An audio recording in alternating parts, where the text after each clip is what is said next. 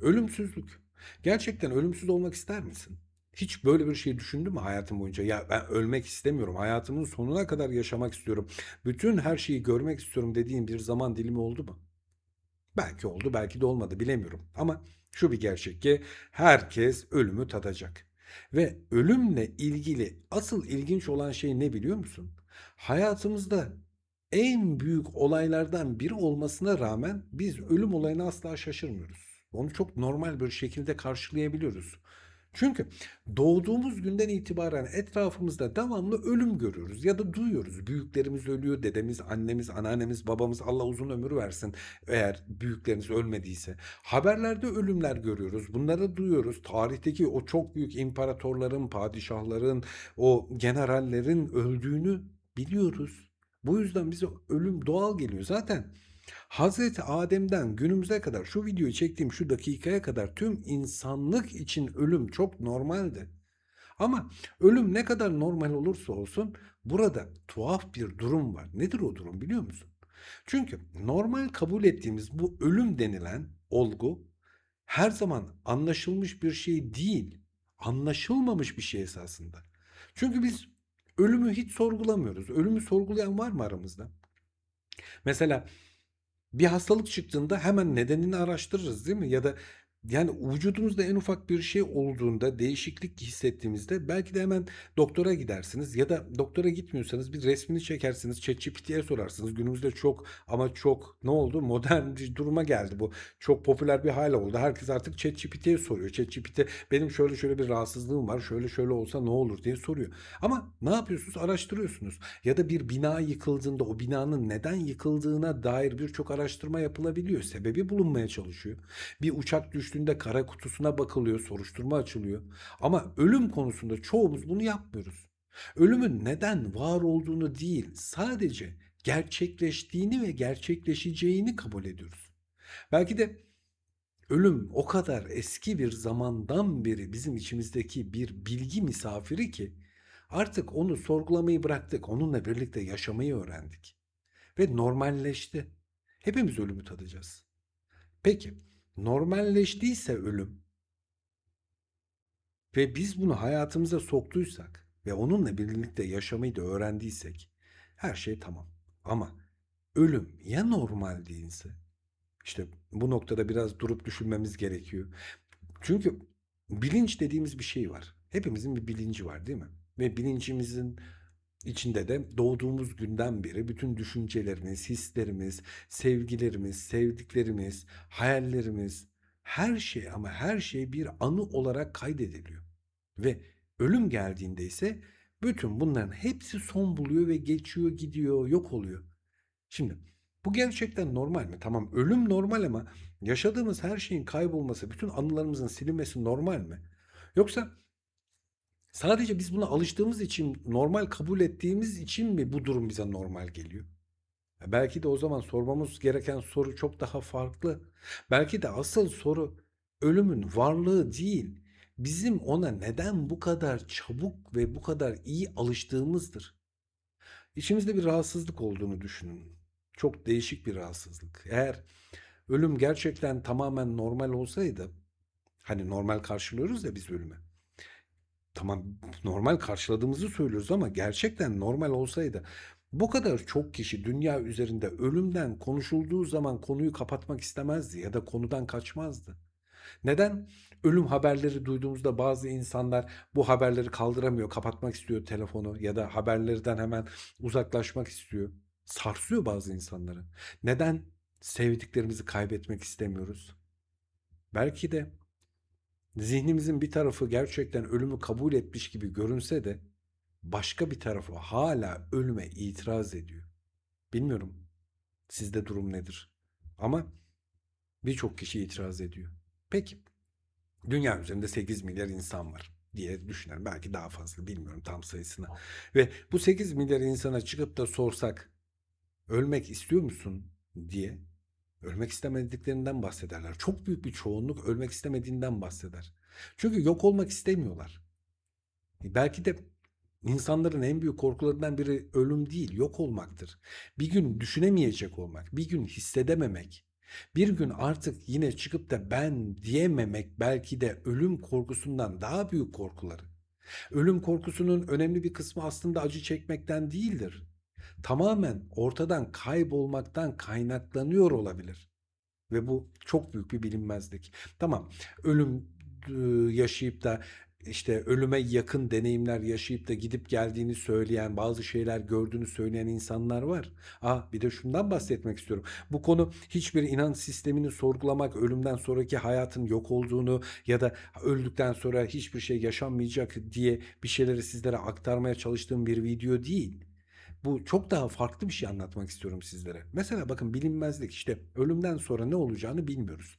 Tamam, bize işte bazı dini inançlar ölümden sonra hayatımızda neler olacağını anlatıyor. Bazı değil, birçok dini inanç bunu anlatıyor bize. Ama yine de bir bilinmezlik var. İnsan zihni de hiçbir zaman için o bilinmezlikten hoşlanmaz. Yarın ne olacağını bilmek ister. Sonuçları zihin her zaman için görmek, tartmak ister. Önden gardını almak ister.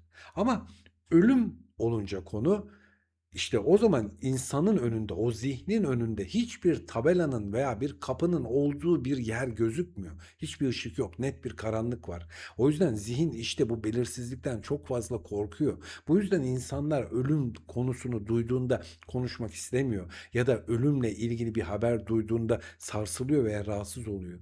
İşte insanların büyük bir kısmını rahatsız eden şey de belki de ölümün kendisi değil, sonrasında ne olduğunu bilememek. Bakın, sevdiklerimizi kaybetmek.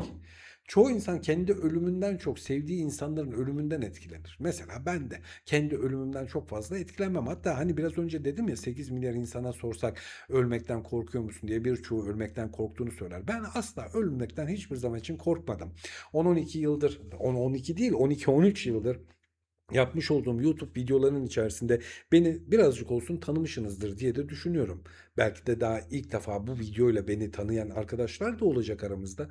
Ama ölüm her zaman için bir korku gibi olsa da ben hiçbir zaman için ölümden korkmadım. Ölüm, ana rahminden dünyaya gelmekle bu dünyadan ayrılıp başka bir yere gitmekle benim için aynı şey. Buradaki hayatımızda bir şekilde ne yapacağız? Yaşayacağız, sonlandıracağız ve geçeceğiz. Hatta bu videonun sonunda size çok ama çok önemli bir şeyden de bahsetmek istiyorum. Ve videoyu sonuna kadar da dinlerseniz çok net, çok farklı bir düşünceye sizi sevk edeceğim. Şimdi ne dedik? İnsanların birçoğu kendi ölümünden çok sevdiklerinin ölümünden etkilendiğinden bahsettik. Aramızda birçok ebeveyn var ya da evlat var. Annesinin babasının ölümünden korkan, Allah korusun kendi çocuğunun ölümünü görmek istemeyen, Allah kimsenin başına vermesin, acıların en büyüğüdür bu.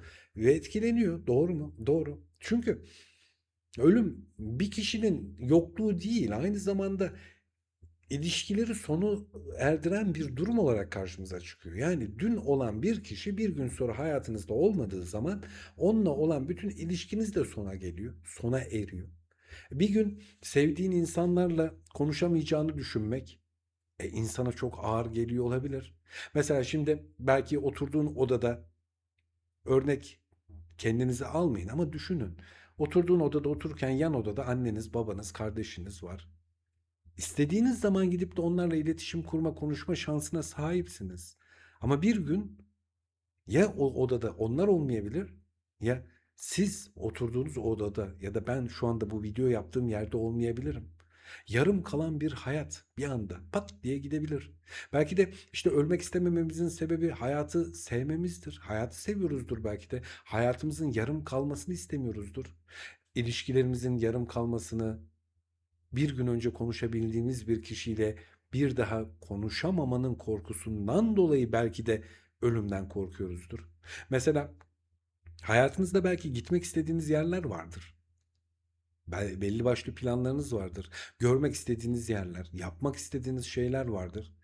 İnsan işte bunları yapmadan hayatına devam ederken, bir gün yaparım diye bu planlarını çizerken bir anda ölüm insanın kapısını çalabiliyor. İşte o yüzden insan bazen ölümden değil, yarım kalmaktan, yapamamaktan korkuyor da olabilir.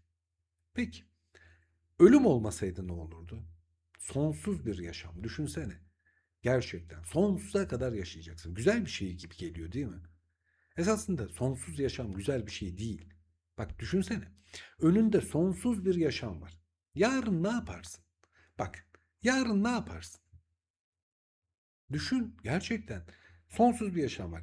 Yarın ne yapman gerekiyor mesela? Yarın derse mi gireceksin? Bir sınavı mı vereceksin? Yarın arkadaşınla mı buluşacaksın? Yarın iş yerine mi gitmek zorundasın? Eğer önünde sonsuz bir hayat varsa yarın bunların hiçbirini yapmazsın. Seneye yaparım dersin. 100 yıl sonra yaparım dersin. O zaman işte ölümsüzlük olduğu zaman bugünkü yaşamın hiçbir anlamı kalmıyor. Bugün yapmanın hiçbir anlamı kalmıyor. Bugünkü görevlerinin anlamı yitiyor, gidiyor. Belki de zamanın işte değerli olmasının nedeni ve zamanın sınırlı olmasıyla ilgili. Düşünsene. Zaman eğer yeterli olsaydı o kadar rahat davranabilirdin ki. İşte belki de ölüm ne kadar zamanın bize değerli olduğunu anlatan bir olgu. Peki, erteleme. Hayatında birçok karar var mesela ve birçok karar aslında zaman baskısından doğuyor. Farkında mısın? Zaman dar. Haşa ne zaman öleceğimizi bilmiyoruz. Ben şu videoyu çekerken bile deyip gidebilirim. Neyin, ne zaman, ne olacağı, nerede olacağı belli değil. Ama bir zaman var ve bu zaman kısıtlı. Belki 10 gün, belki 20 gün, belki 50 gün, belki 50 sene ama bir zaman var. Ve o zaman bir baskı doğuruyor. Ve bir gün biteceğini de bildiğimiz için o zamanın işte bazı şeyleri çabuk çabuk yapmak istiyoruz. Ama sonsuz bir zamanımız olsaydı belki de hiçbir şey yapmak istemezdik. Hiçbir şeye başlamazdık. Yan gelip yatardık. Nasıl olsa başlarım. Hedefler. Bir hedefin olması lazım değil mi insanın? Her insanın bir amacı, bir hedefi vardır. Ve ulaşılması gereken o son nokta vardır. Bilmiyorum, hedefiniz var mı? Benim de kendime göre hedeflerim var. Benim de kendime göre amaçlarım var. Benim de kendime göre yapmak istediğim birçok şey var. Ama zaman daralıyor. Ve zaman daraldıkça o hedefe yaklaşmak biraz daha imkansızlaşıyor. Ama önünde uzun, sonsuz bir yaşam varsa şu anda koyduğun hedefler aynı değeri taşır mı? Şimdi çok çabaladığın bir hedef için, para biriktirdiğin bir durum için bir şey alacaksındır. Ya da bir başarı, bir kariyer ya da başka bir şey hakkında çok fazlasıyla kendi özel hayatından, uykundan, zamanından verip de çabaladığın şey sonsuz bir zamanın varsa hiçbir değer görmez ki. Nasıl olsa ben bunu yavaş yavaş yaparım. Eninde sonunda o hedefe ulaşırım dersin. İşte belki de o başarı dediğimiz şey de zamanla yarışmaktan doğuyor ve ölüm bu hedeflerin önemini ve başarılı olmayı da ne yapıyor? Değerli kılıyor. Hayatın değeri, hayat altın değerindedir. Çünkü hayat kısadır, azdır. Su bazı yerlerde değerlidir, değil mi? Çünkü bulunması çok zordur. Ama bazı yerlerde de o kadar değerli değildir. Çünkü çok fazlasıyla su vardır. İşte zaman da esasında bu yüzden mi değerli? Eğer zaman sonsuz olsaydı bugünümüzün değeri azalır mıydı? Bence azalırdı. Çünkü hiçbir anlam kalmazdı ki. Nasıl olsa zaman var. Nasıl olsa yaparım. Nasıl olsa ederim. Yani bugün yapmak zorunda olduğum şeyi 5 sene sonra da yaparım. Zaman var derdin ve zamanın değeri de azalırdı giderdi. Peki sonsuza kadar yaşamak ister miydin? Yani bu da ölümsüzlük gibi aynı şey. Sonsuza kadar yaşayacaksın. Bu soruyu sorduğumda ilk tepki birçok insan bence ilk tepki olarak şunu verecek. Hemen evet diyecek. Bana sorsanız ben hayır derim. Ben sonsuza kadar yaşamak istemem. Neden yaşamak istemeyeceğimi de şimdi anlatacağım. Çünkü ölümden kaçmak doğal bir istektir. Evet, sonsuza kadar yaşamak. Haşa kimse yaşayamayacak. Bakın üstüne basa basa söylüyorum.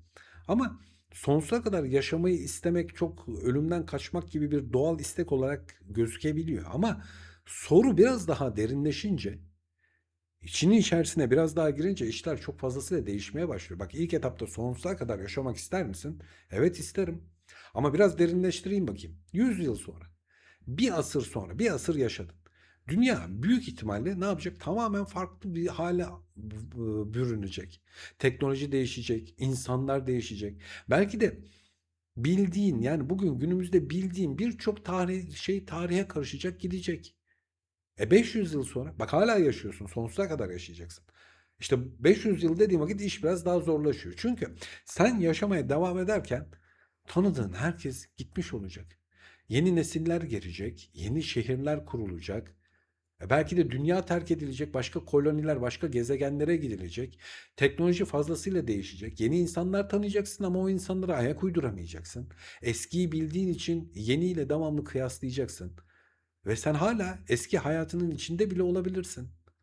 Ve yalnızlık başlayacak. İşte ölümsüzlüğün en büyük bedellerinden biri de yalnızlık olabilir. Çünkü insan kaybetmek devamlı olarak seni bulacak. Devamlı olarak insanlarla vedalaşmak zorunda kalacaksın. Onları uğurlayacaksın son yolculuklarına. Bir noktadan sonra yaşamaktan çok hayatını insanları kaybetmeye dönüşebilecek hayatın. Devamlı insan kaybedeceksin. Sonra sıkılacaksın. İnsan merak eden bir canlı değil mi? Bir şeyleri öğrenmek ister. Ama her şeyi gördüğünü düşün.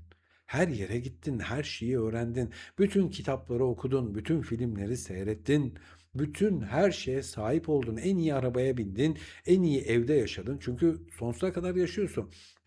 Çok büyük bir şey yapmana gerek yok. Ufak ufak para biriktirerek bile her şeye sahip olabileceksin.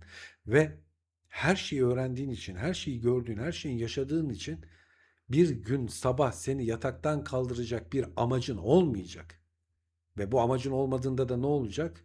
Çok ama çok fazlasıyla kendini mutsuz hissedeceksin. Sıkılacaksın. İşte asıl sorun ne biliyor musun? Belki de ölümsüzlük düşündüğümüz kadar büyük bir ödül değil. Belki de ölümsüzlüğün göremediğimiz bedelleri var. İşte ben bu yüzden sonsuza kadar yaşamak istemezdim. Gerçekten ama gerçekten istemezdim. Peki. İnsanlık tarihine bakalım. Çok fazla biliyorsunuz eski kadim medeniyetler, kadim metinler, yaratılış zamanlarıyla ilgili videolar yapıyorum diğer kanalda. Geçmişe gidelim bakalım. Ölümsüzlükle ilgili geçmişteki insanlar ne düşündü diye soracak olursan, onlar da aramış ölümsüzlüğü. Gılgamış. Gılgamış destanının içerisinde ölümsüzlük arayışının ne kadar eski olduğunu zaten çok net bir şekilde anlayabiliyoruz. Ve çok ama çok fazla gerilere gitmemize gerek yok. Günümüze çok yakın zamanlar içerisinde baktığımızda da bu karşımıza çıkacak. Mesela hadi en geriden başlayalım. Gılgamış Destanı'ndan başlayalım. Gılgamış Destanı'nda ne vardı? Çok güçlü bir kral vardı değil mi? Çok güçlüydü. Her şeye sahipti. Her şeye sahip gibi görünüyordu. Ama en yakın dostu Enkidu ne oldu? Öldü.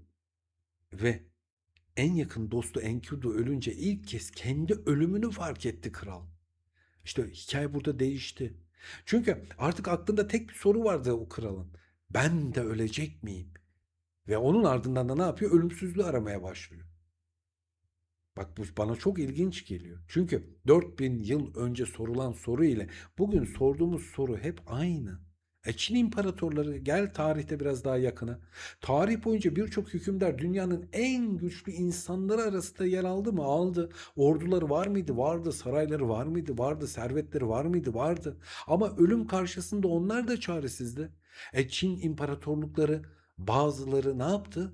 Ölümsüzlük iksirini aramak için simyacıları saraylarda çalıştırdılar. Hatta bazıları ölümsüz olmak isterken zehirlenerek öldü. O ölümsüzlük iksirlerini içerek. Bak burada çok ironik bir durum var. İnsan bazen ölümden kaçmaya çalışırken ölüme daha hızlı bir şekilde ne yapıyor biliyor musun? Yaklaşabiliyor. Bu çok ilginç. Simyacılar. Araştırdın mı simyacılar? Simyacılar sadece metali altına çevirmekle uğraşmadı. Ama biz onları hep ne yaptık? Metali altına çeviren insanlar olarak hatırlıyoruz. Ama aslında birçok simyacının asıl hedefi altın değildi, yaşam iksiriydi. İnsan bedenini genç tutacak, yaşlanmayı durduracak ya da ölümü geciktirecek bir şey arıyorlardı. Ve teknoloji değişse de o soru değişmiyordu. Antik Mısır'a gel. Piramitler, mezarlar. Belki de ölümsüzlük her zaman bedeni sonsuza kadar yaşatmak anlamına gelmiyordu. Antik Mısır'da insanlar isimlerinin de yaşamasını da istiyorlardı. Biliyorsunuz zaten Antik Mısır'da 2 tane ölüm vardır. Şimdi girmeyeyim o konulara ama işte isimlerinin de yaşamasını istiyorlardı. Piramitler, anıtlar, mezarlar, o büyük yapılar. İşte bunların hepsinin zaten inşasının nedeni de bununla ilgili olabilir. İnsanlar ölmek istemiyor ama aynı zamanda unutulmak da istemiyorlardı. Belki de geride iz bırakma isteği ölümsüzlüğün bir başka biçimiydi onlar için. Peki günümüzdeki modern dünya, bizler, biz bugün artık bir iksir aramıyoruz değil mi? Ama laboratuvarlar var. Genetik araştırmalar yapılıyor. Yaşlanmayı yavaşlatmaya çalışan şirketler var. Milyarlarca dolarlık çalışmalar yapılıyor. İlginç olan ne? Gılgamış ile modern bilim insanı arasında bu kadar binlerce yıl olmasına rağmen Gılgamış zamanındaki kralın da bizim de baktığımız yer aynı, daha uzun yaşamak. İşte asıl soru zaten burada doğmuyor mu? Burada durup biraz düşünmemiz gerekiyor. İnsanlık neden binlerce yıldır aynı şeyi istiyor? Neden bazı hayaller unutuldu ama ölümsüzlük arzusu hiçbir zaman için unutulmadı? Belki de sadece bir korku değil. Ölüm belki de insan olmanın bir parçası. Peki, öleceğiz, gideceğiz bir gün. Bundan kaçarımız yok. Dinler ne diyor bu konuya? Yani dinler neden ölümden sonra bir yaşam anlatıyor bize? Ahiret hayatı. Ölümden sonra yaşam fikri insanlık tarihinin en güçlü düşüncelerinden biri. Özellikle tek tanrılı dinlerde ölüm asla bir son değil, bir geçiş, bir sonraki aşama. Ve bu fikir insanların ölüm karşısındaki çaresizliğine cevap vermeye çalışıyor olabilir. Cennet, birçok inanç sisteminde ölümden sonra ödül fikri olarak karşımıza çıkıyor. Acının olmadığı, kaybın olmadığı, sonun olmadığı bir yer düşüncesi. Bu sadece bir ödül mü? Yoksa sadece bir fikir mi? Yoksa insanın içindeki sonsuzluk arzusunun bir yansıması mı? Reenkarnasyon. Bazı kültürlerde ise hikaye çok daha farklı ilerliyor. Ölüm bir son değil. Ruh tekrar doğuyor, gidiyor, geliyor, yeniden doğuyor, farklı hayatlar yaşıyor. Burada dikkat çekici şey ne? Hikaye farklı ama sonuç aynı. Ölüm son nokta değil. Ruh kavramı. Belki de bütün bu fikirlerin merkezindeki tek soru bu. Esasında ruh. İnsan sadece etten ve kemikten mi oluşuyor? Hayır. Yoksa beden öldüğünde devam eden başka bir şey var mı? Var. İnsanlık binlerce yıldır bu soruya cevap arıyor. Esasında cevap çok açık ve gözümüzün önünde ama bazen görmek istemiyoruz. Bak, ortak nokta ne? Kültürler farklı, dinler farklı, dinler farklı. Ama ölümden sonra devam eden bir şey fikri tekrar tekrar karşımıza çıkıyor. Ve bu durum bile tek başına çok ilginç. Çünkü insanların birbirinden bağımsız olarak benzer sorular sorduğunu gösteriyor bize. Ve asıl soru da bu fikirler neden ortaya çıktı sorusu. İnsanlar ölüm korkusunu azaltmak için mi böyle düşündü? Yoksa gerçekten hissettikleri bir şey vardı da bunu farklı şekillerde mi anlattılar? Bak, bu sorunun kesin cevabını bilmiyoruz. Peki, günümüzde bilim çalışıyor değil mi? Çalışıyor. Yaşlanma, yaşlanma. Hepimiz yaşlanıyoruz. Her geçen gün, her geçen saat hücrelerimiz yaşlanıyor. Eskiden yaşlanma hayatın doğal bir parçası olarak görülüyordu. Gene öyle, benim için böyle. Bugün ise bazı bilim insanları günümüzde çok farklı düşünüyorlar. Diyorlar ki biz yaşlanmayı anlamaya çalışmaya çalışıyoruz. Çünkü yaşlanma dediğimiz şey aslında vücudun zamanla yıpranması diyorlar. Peki bu süreç yavaşlatılabilir mi? Vücudumuzdaki hücreler sürekli çalışıyor. Sürekli kendini yeniliyor. Ama zamanla hatalar birikmeye başlıyor ve sonrasında da hasarlar oluşuyor. İşte yaşlanmanın temelinde aynen bu açıklama var. Vücut mükemmel çalışmayı zaman içerisinde bırakıyor. Genetik bilimi. Bazı araştırmalar yaşlanmanın genetik tarafını da inceliyor. İnsan ömrü uzatılabilir mi diye çok fazlasıyla araştırmalar yapılıyor. Daha geç yaşlanmak mümkün mü sorusu soruluyor. Bugün net kesin cevaplar yok ama bazı araştırmalar devam ediyor ve ilk kez insanlık ölümü sadece kader olarak görmek yerine incelemeye başladı. Bakın, eski zamanları çok gitmeyen veba zamanı, insanlar eski zamanlarda, bundan ne bileyim 300-500 yıl önce 30 yaşlarına kadar yaşıyordu ve bu normaldi. Veba salgını, hastalıklar, açlık, kıtlık, bunlar normaldi ve 30 yaşına kadar yaşayan bir insanları olarak neden 30 yaşına kadar yaşıyoruz diye hiç sorgulamadılar, kabul ettiler. Sonra Daha uzun yaşamaya başladılar. Bilim işin içerisine girdikçe, ilaçlar geliştikçe ve bazı şeyleri bilmeye başladıkça insanlar daha uzun yaşamaya başladı. Yani o zaman diliminde kabul ettikleri, alıştıkları ve normal gördükleri şey normal değildi. Peki bugün biz ölümü normal görüyoruz. Yine bilim üzerinde çalışıyor ve bizim bugün normal gördüğümüz ölüm günümüzden 300-500 yıl sonra acaba eski zamandaki insanların normal görüp de değiştiği bir olgu gibi bizim hayatımızda da değişecek mi? Esasında cevap net. Değişmeyecek. Ölüm bir şekilde herkesi bulacak. Ama ölüm sadece beden ölümü. İşte bu konuya da birazdan videonun sonunda girmek istiyorum esasında. Çok da uzatmak istemiyorum videoyu. 25 dakikalık bir zaman dilimine kadar da gelmişiz. Peki yapay zeka günümüzde, hatta son yıllarda çok daha ilginç bir soru ortaya çıkardı. Bir gün insan zihni kopyalanabilir mi? Bilinç bir bilgisayara aktarılabilir mi? Ve eğer bu mümkünse ve mümkün olursa gerçekten İnsan sonsuza kadar yaşayabilir mi? Al sana kocaman bir soru işareti. Çünkü beynimizdeki bilgilerin bir bilgisayara aktarılması ölümü yenmek anlamına gelmiyor ki. Bir kopya oluyor. Hani bir paradoks vardır biliyor musunuz? O paradokstan bahsedeyim size.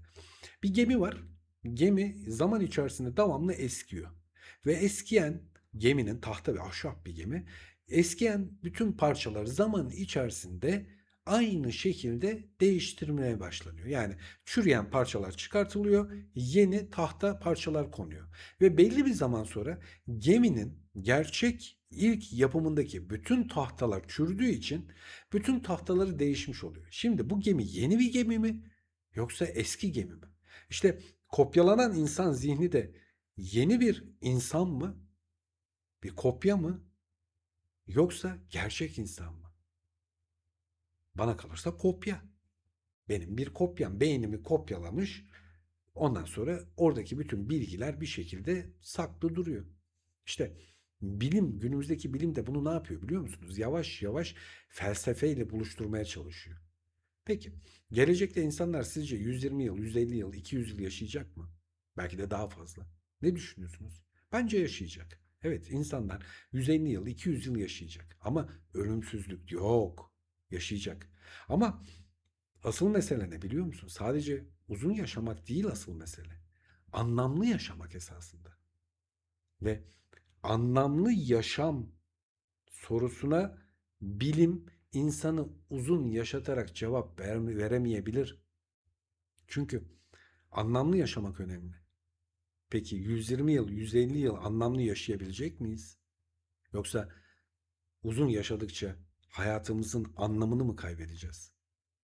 Peki, ölüm gerçekten kaçınılmaz mı? Bence kaçınılmaz. Peki, yoksa ölümün nedenini çözemediğimiz için, hala bunun cevabını bulamadığımız için bir problem olarak mı karşımızda duruyor? Hayır. Bence ölümün hiçbir zaman nedenini çözemeyeceğiz. Yani ölümü iyileştiremeyeceğiz. Ama belki de farklı cevaplar verebileceğiz. Ama şu an için bilmiyoruz. Peki, benim düşüncem ne bu konuda? Yaşıyoruz. Yani en başından doğuyoruz. Şimdi çok derinlere gireceğim. Doğmadan önce de bir hayatımız var. Nerede? Artık belli değil. Çok daha eski zamanlarda sizlere bu konuları çok anlattım esasında. Çok farklı yerlerde ruhların eğitim yerleri, merkezlerinden bahsettim ama o kadar derine inmeyeceğim. Ruhsal olarak, ruh olarak yaratıldık ve yaratıldıktan sonra bir şekilde dünyaya gelme aşamasında bir hayat yaşadık. Sonra dünyaya gelmeden önce yaşayacağımız hayat için bir ruh sözleşmesi imzaladık ya da imzalamadık. Neye inanıyorsanız. Ama bir şekilde eninde sonunda ana rahmine düştük ve dünyaya geldik. İşte ruh ilk yaratıldığında yaratıldığı yerdeki yaşam, sonra anne karnındaki hayatı, sonra oradan dünyaya gelişimiz ve bu dünyadan ölerek çıkışımız nedir?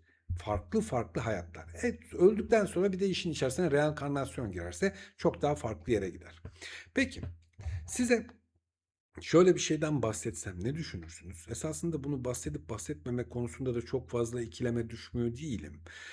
Yaşıyoruz, doğuyoruz, geliyoruz, öğreniyoruz, bir şeyleri görüyoruz, iyisiyle, kötüsüyle, acısıyla, tatlısıyla hayatımızı yaşayıp gidiyoruz. Peki biz gerçekten yaşıyor muyuz? Ölüm bir son mu? Bence biz gerçekten yaşamıyoruz. Biz yaşadığımızı sanıyoruz. Biz daha önce yaşadık ve yaşadığımız hayatı şu anda izliyoruz. Ve ölüm ise çok büyük bir gerçek olarak karşımızda duruyor.